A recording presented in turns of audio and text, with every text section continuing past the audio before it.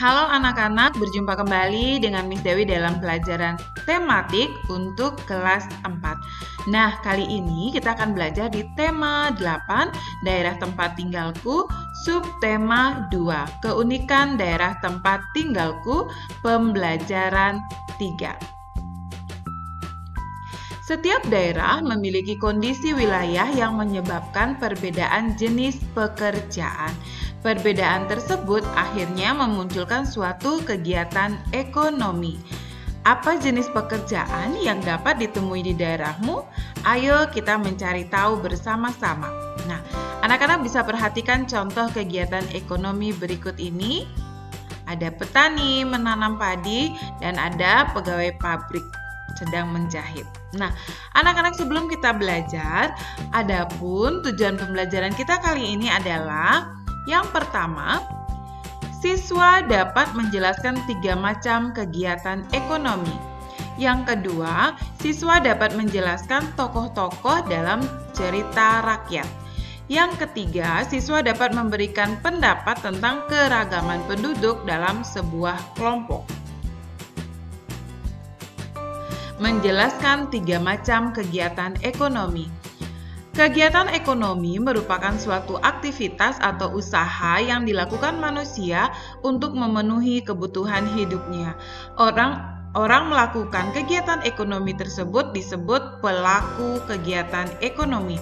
Nah, anak-anak, berdasarkan kegiatan ekonominya, pelaku kegiatan ekonomi terbagi menjadi 3, yaitu ada produsen, distributor, dan konsumen.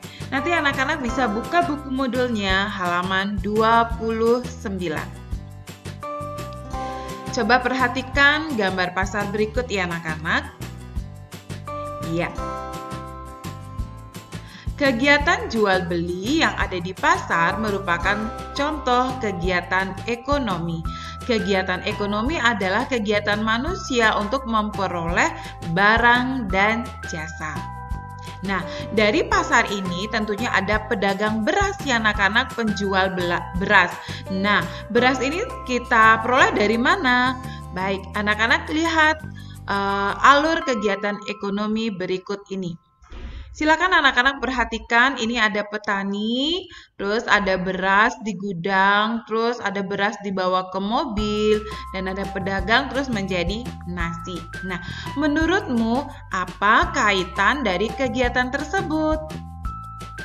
Nah, dapatkah kamu menyebutkan manakah kegiatan produksi, distribusi, dan konsumsi? Mari dengarkan penjelasan berikut. Kegiatan produksi, distribusi, dan konsumsi. Nah, perhatikan gambar ini anak-anak. Ini adalah petani sedang melakukan atau sedang menanam padi. Nah, padi tersebut apabila sudah menguning, sudah panen, akan diolah menjadi beras.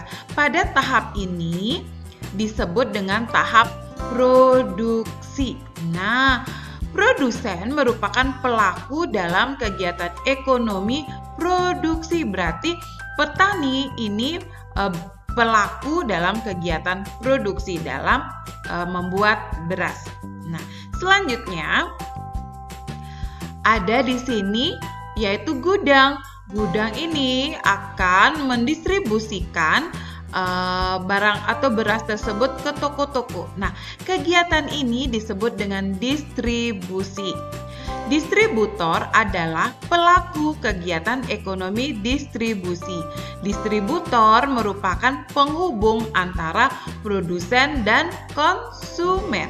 Nah, selanjutnya sesudah beras itu dibeli di pasar, kemudian dimasak di rumah, jadilah menjadi nasi. Nah, ini namanya kegiatan konsumsi. Nah, konsumen adalah pelaku kegiatan ekonomi konsumsi. Konsumen merupakan pihak yang membeli atau memakai barang yang telah diproduksi oleh produsen. Nah, itu ya anak-anak, ketiga kegiatan ekonomi dan pelaku kegiatan ekonomi. Nah, ada tadi kegiatannya ada produksi, distribusi, dan konsumsi. Nah, pelakunya ada Kalau produksi pelakunya itu namanya produsen. Kalau distribusi pelakunya atau orang yang melakukan kegiatan tersebut namanya distributor. Dan konsumsi adalah pelaku atau orang yang melakukan konsumsi itu disebut dengan konsumen. Nah, anak-anak, dalam kegiatan ekonomi tentunya ada sikap-sikap dari keragaman yang ada. Tentunya di dalam daerahmu terdapat berbagai macam keragaman. Nah, bagaimana sikap kita terhadap keragaman tersebut? Coba anak-anak perhatikan gambar anak-anak di bawah ini. Nah, anak-anak ini sedang melakukan diskusi. Nah, apakah gambar di samping menunjukkan keragaman karakteristik? Apa yang sedang dilakukan anak-anak pada gambar? Nah, anak-anak, gambar di samping itu menunjukkan karakteristik. Nah, contohnya ada rambutnya, perbedaannya. Itu ada rambut lurus, ada rambut keriting, ada rambut panjang dan juga rambut pendek. Dan juga warna kulit.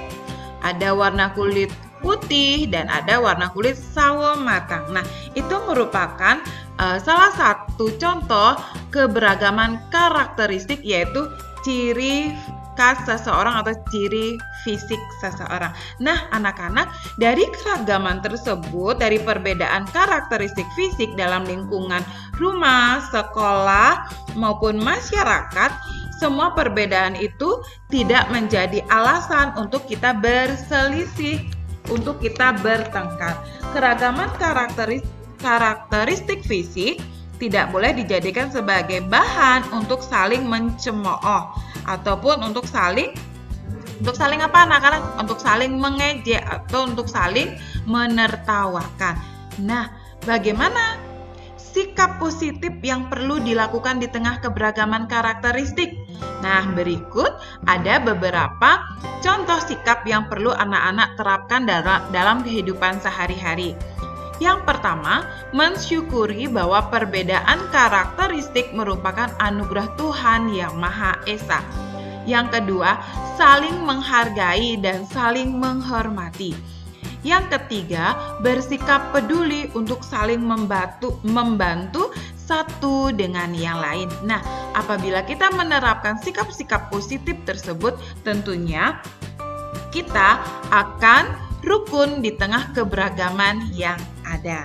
Nah, anak-anak, kita akan lanjutkan kembali tentang cerita legenda. Nah, pada video pembelajaran sebelumnya anak-anak sudah belajar bagaimana cerita atau sebuah cerita fiksi. Nah, kali ini kita akan tentang cerita legenda. Legenda adalah cerita rakyat pada zaman dahulu yang ada hubungannya dengan peristiwa sejarah atau kisah yang mengandung keajaiban atau peristiwa asal mula suatu tempat. Nah, coba nanti anak-anak bacalah legenda yang ada di dalam buku modul kalian. Buka buku modulnya halaman 32. Nah, di halaman 32 tersebut, bacalah teks dengan judul Asal Mula Sungai Maruai. Nah, asal mula Sungai Maruai. Cerita ini merupakan cerita dari Papua. Nah, karena di Papua banyak sekali sungai-sungai yang ada di sana. Nah, di antaranya ada Sungai Memberamo. Kalian bisa perhatikan di bukunya. Ada Sungai Baliem, ada Sungai Digul, Sungai Tariku, Sungai Maruai. Nah, silakan anak-anak baca legenda tersebut, legenda asal mula Sungai Maruai. Nah, setelah kalian membaca, kemudian jawablah pertanyaan berikut. Yang pertama, siapakah nama tokoh utama dan tokoh tambahan dalam cerita di atas? Yang kedua, peristiwa apakah yang terjadi dalam cerita tersebut? Yang ketiga, apa pesan moral yang dapat kita peroleh dari cerita tersebut? Silahkan nanti anak-anak kerjakan di buku tulis soal dan jawabannya, nanti kirim ke ke Classroom atau kirim ke WA guru untuk diperiksa oleh guru. Nah, anak-anak, sekian video pembelajaran kita kali ini di pembelajaran 3. Sampai jumpa kembali pada video pembelajaran berikutnya. Tuhan memberkati.